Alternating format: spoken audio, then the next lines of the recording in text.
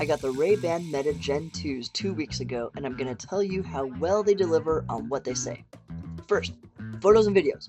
I knew I wanted this to help me make POV videos, but how much easier this made taking everyday photos and videos might be the best feature so far. I end up taking footage of great stuff when I otherwise wouldn't want to go through the effort of pulling out and unlocking my phone, or when doing so would be a real bad look.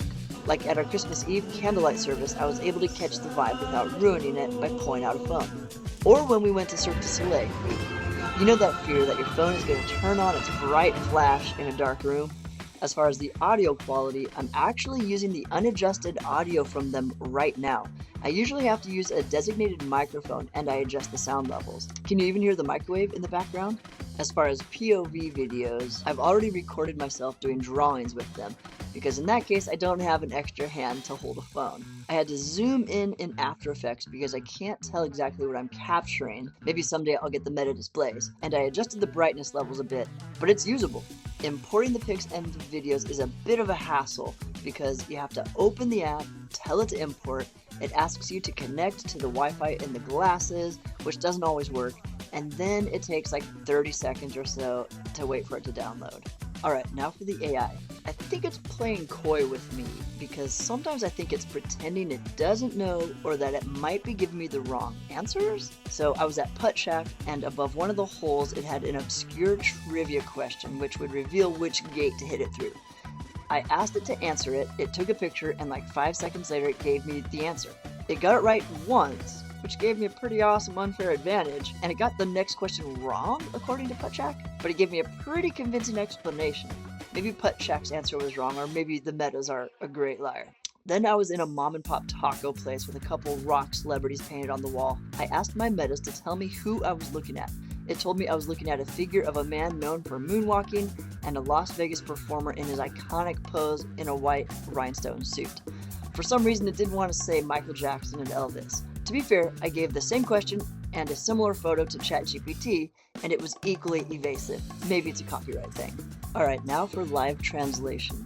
For in-person dialogue, it's pretty clunky. Maybe in a jam it could get you what you need, but you're probably going to feel awkward.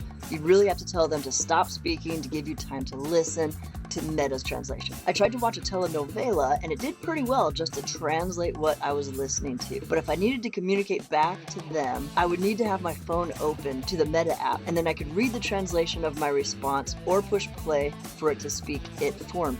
So it's not much different than using Google Translate in that case. And for the translation quality, it's somewhere between word-for-word translation and full phrase translation. Also, make sure you download the language that you want to translate before the conversation starts. It takes a few minutes to download and set up. Alright, now for the buttons and gestures.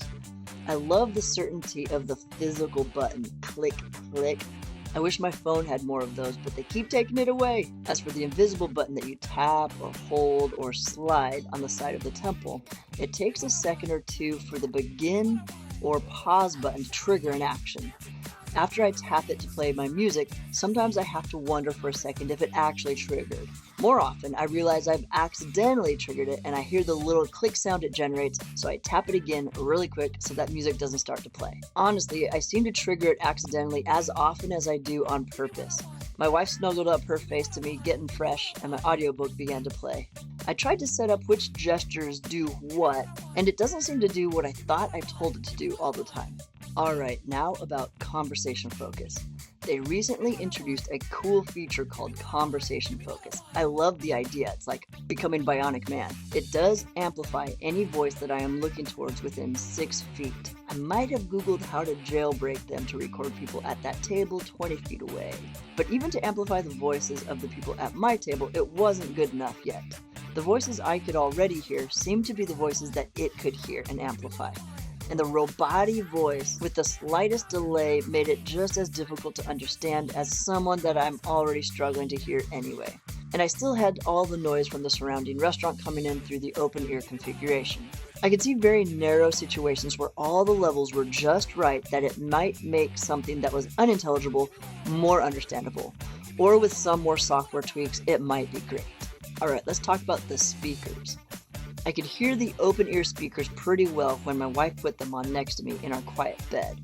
But walking on a sidewalk with traffic or in a hop-in restaurant, it was almost impossible to understand, even at the highest volume. My friends were making fun of me in public because I was cupping my ears to try and hear better after I asked it something.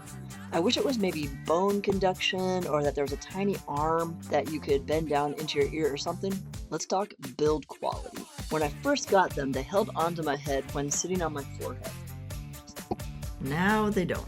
I think the temples got a little looser, and I know this isn't quality, but a major problem is that they slip down my nose often. Anybody want to play Zelda? And then one of the temples got looser too. After my whole family tried them on and I saw the little hopeful grubby fat face of my nephew, they were never the same after that. I'll have to see if I have one of those mini screwdrivers somewhere in this tiny house. Alright, let's talk about the public perception.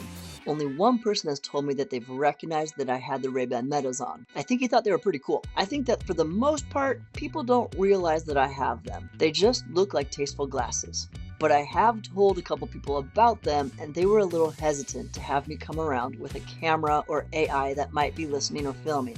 They said, "When you come over to my house, can maybe you please not wear them?" And now for the battery. I've only run them down once, I think. So far, I don't use them enough on my face to fully discharge them very often. The case charges them in maybe 20 minutes and they're as good as new. I found out that turning off always listening increases the battery up to about twice as much. Plus, I didn't want it accidentally triggered if they heard something that sounded like, "Hey Meta." Alright, let's talk about what doesn't work very well. The first day I got them, I got coffee with a friend and I kept getting decimating interruptions from group texts like, "Text message from Randy, blah, blah, blah, blah, blah." I just had to take them off. I tried several times and it took days to figure out how to turn off notifications. It was weirdly hard. I also turned off the option for it to be aware when it is on or off my face, because it kept giving me a sound at random times, maybe because it was falling off of my nose. It takes what feels like 10 seconds to start up when you pull them out of the carrying case.